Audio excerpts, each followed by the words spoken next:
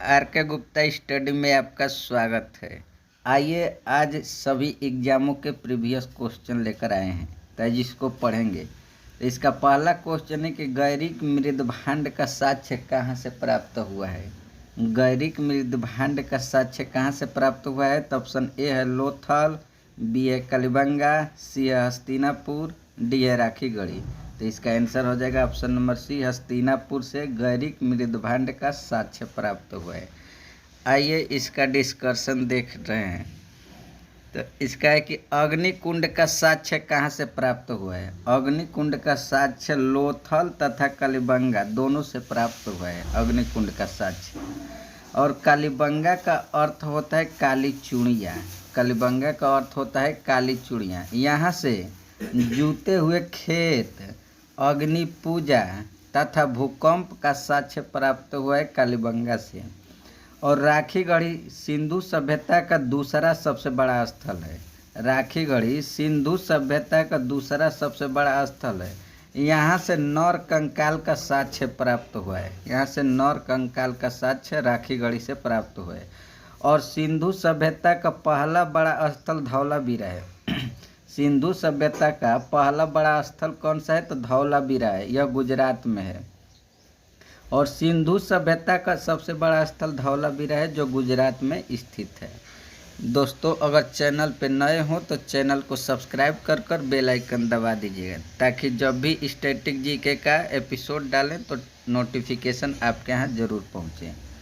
आप देखेंगे कि दूसरा क्वेश्चन, यूरोप का बाल्टिक तट किस तट का उदाहरण है। यूरोप का बाल्टिक तट किस तट का उदाहरण है। तो ऑप्शन ए है फ्योर्ड तट, बी है निर्गत तट, सी है हैफा तट, डी है रियाद तट। तो इसका आंसर हो जाएगा ऑप्शन नंबर सी, हैफा तट का उदाहरण है। यूरोप का बाल्टिक तट हैफा तट का उदाहरण है। आइए इसके बारे में आगे देखते हैं। तो नॉर्वे के तट को फ्योर्ड तट कहते हैं। नॉर्वे का तट फ्योर्ड तट का उदाहरण है।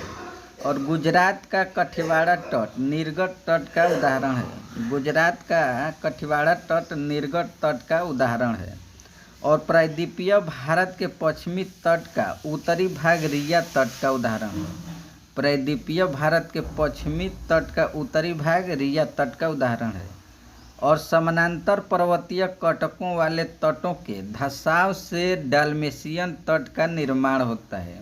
समानांतर पर्वतीय कटकों वाले तटों के धसाव से डाल्मेशियन तट का निर्माण होता है। आइए अगला क्वेश्चन देखते हैं। अगला क्वेश्चन है कि किस राज्य ने बंद को सबसे पहले असंवैधानिक घोषित किया था। किस राज्य ने बंद को सबसे पहले असंवैधानिक घोषित किया था। तो ऑप्शन ए है कर्नाटक, बी है तमिलनाडु, सी है राजस्थान, डी है केरल। तो इसका आंसर हो जाएगा ऑप्शन नंबर डी, केरल है। केरल है जो बंद को सबसे पहले असंवैधानिक घोषित किया था। आइए देखेंगे केरल ने 1997 ईस्वी में सबसे पहले बंद को असंवैधानिक घोषित किया था। और केरल राज्य का मुख्य पीठ एर्नाकुलम में स्थित है।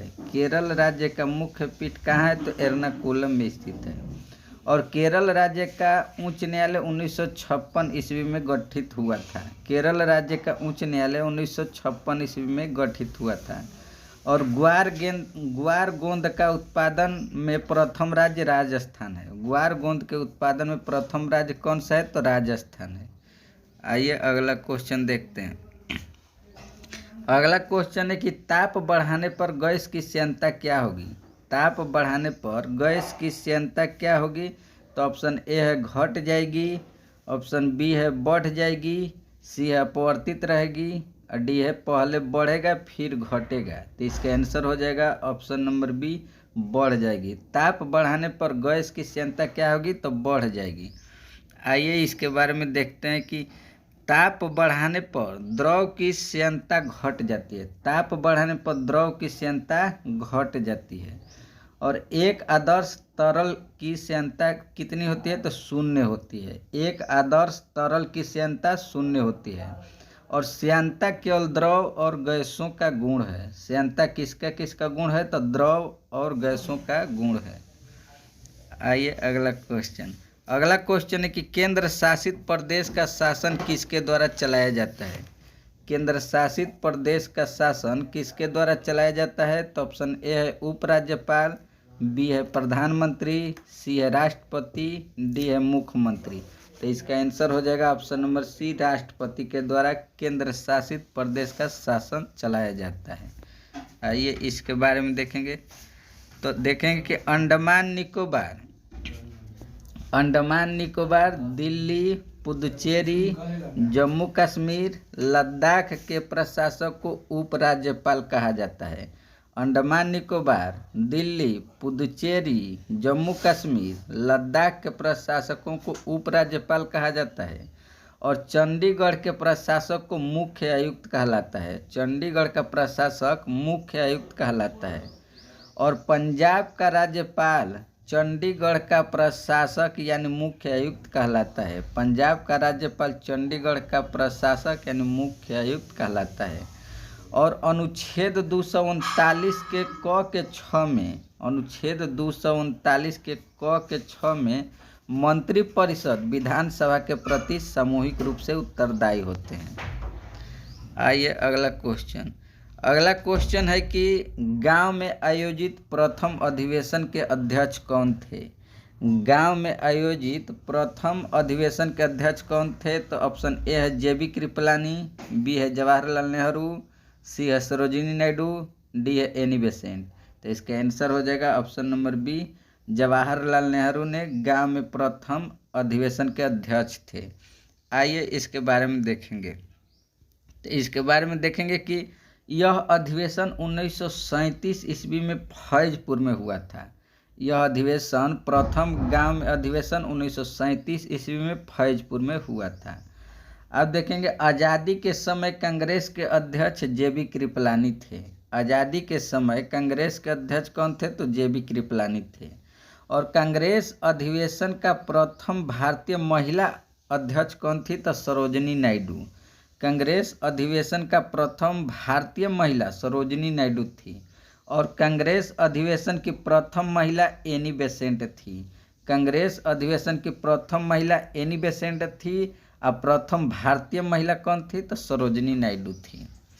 आइए अगला क्वेश्चन। दोस्तों अगर चैनल पे नए हो तो चैनल को सब्सक्राइब कर बेल आइकन दबा दीजिए ताकि इसी तरह का एपिसोड डालें तो आपके यहाँ नोटिफिकेशन जरूर पहुँचे। अब देखेंगे क्वेश्चन के अनुच्छेद 32 संवैधानिक उपचारों का अधिकार है।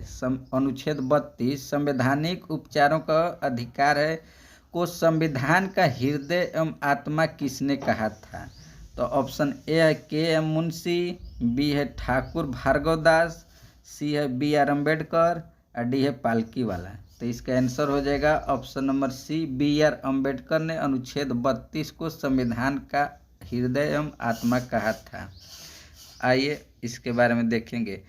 तो इसको उद्देश्य को राजनीतिक जन्म की उद्देशिका को राजनीतिक जन्मपत्री के.एम. मुंशी ने कहा था। उद्देशिका को राजनीतिक जन्मपत्री किसने कहा था? तो के.एम. मुंशी ने कहा था। और उद्देशिका को संविधान की आत्मा ठाकुर भार्गव दास ने कहा था। उद्देशिका को संविधान की आत्मा किसने कहा था? तो ठाकुर भार्गव दास ने कहा था। और उद्देशिका को संविधान का परिचय पत्र N.A. पालकीवाला ने कहा था। उद्देशिका को संविधान का परिचय पत्र किसने कहा था? तो N.A. पालकीवाला ने कहा था। आइए अगला क्वेश्चन है कि गदर पार्टी के सक्रिय नेता कौन थे? गदर पार्टी के सक्रिय नेता कौन थे? तो ऑप्शन ए है करतार सिंह सराभा, बी है लाला हरदयाल, सी है काशीराम, डी है इनमें से कोई नहीं। तो इसका आंसर हो जाएगा option number A, Kartar Singh Sarabha ने गदर पार्टी के सक्रिय नेता थे। आइए इसके बारे में देखेंगे। तो देखेंगे कि गदर पार्टी की स्थापना 13 अप्रैल 1913 ईस्वी में हुआ था। गदर पार्टी की स्थापना 13 अप्रैल 1913 ईस्वी में सैन फ्रांसिस्को में हुआ था। और इसके संस्थापक और गदर पार्टी के संस्थापक लाला हरदयाल तथा काशीराम थे। संस्थापक लाला हरदयाल तथा काशीराम थे और सक्रिय नेता करतार सिंह सराभा थे। आइए अगला क्वेश्चन। अगला क्वेश्चन है कि विश्व में सर्वाधिक जनसंख्या घनत्व वाला द्वीप कौन है? विश्व में सर्वाधिक जनसंख्या घनत्व वाला द्वीप कौन है? तो ऑप्शन ए है जावा, बी है सुमात्रा, सी है बोर्नियो, डी है मेडागास्कर। तो इसका आंसर हो जाएगा ऑप्शन नंबर ए जावा द्वीप है। विश्व में सर्वाधिक जनसंख्या घनत्व वाला द्वीप जावा द्वीप है। आइए इसके बारे में देखते हैं। तो देखेंगे कि विश्व में जनसंख्या घनत्व वाला देश कौन है। विश्व में सर्वाधिक जनसंख्या घनत्व वाला देश सिंगापुर है। और विश्व में न्यूनतम जनसंख्या घनत्व वाला देश कौन है? तो मंगोलिया है। विश्व में न्यूनतम जनसंख्या घनत्व वाला देश मंगोलिया है। और सबसे अधिक जनसंख्या घनत्व वाला देश कौन सा है? तो एशिया महाद्वीप है, सॉरी। सबसे अधिक जनसंख्या घनत्व वाला महाद्वीप एशिया है। और न्यूनतम जनसंख्या घनत्व वाला महाद्वीप ऑस्ट्रेलिया है। और सबसे अधिक लिंगानुपात वाला देश कौन है? तो लताविया है। सबसे अधिक लिंगानुपात वाला देश लताविया है। आइए अगला क्वेश्चन। अगला क्वेश्चन है कि मिजोरम को किस वर्ष केंद्र शासित प्रदेश के रूप में तराशा गया था? मिजोरम को किस वर्ष केंद्र शासित प्रदेश के रूप में तराशा गया था? तो ऑप्शन ए है 1972, बी है 1986, सी है 1987 और डी है 1974। तो इसका आंसर हो जाएगा ऑप्शन नंबर बी 1986 ईस्वी में मिजोरम को केंद्र शासित प्रदेश के रूप में तराशा गया था। अब देखेंगे कि मिजोरम राज्य पर 1972 ईस्वी में असम का अधिकार था। मिजोरम राज्य पर 1972 ईस्वी में असम राज्य का अधिकार था। और 1986 ईस्वी में इसे केंद्र शासित प्रदेश के रूप में तराशा गया था। और बाद में 20 फरवरी 1987 ईस्वी को एक स्वतंत्र राज्य बना दिया गया। 20 फरवरी 1987 ईस्वी को एक स्वतंत्र राज्य बना दिया गया। और मिजोरम राज्य को पहाड़ी लोगों की भूमि के नाम से जाना जाता है। पूछेगा कि किस राज्य को पहाड़ी लोगों की भूमि के नाम से जाना जाता है? तो मिजोरम को जाना जाता है। दोस्तों, अगर वीडियो पसंद लगी होगी तो वीडियो को लाइक तथा सब्सक्राइब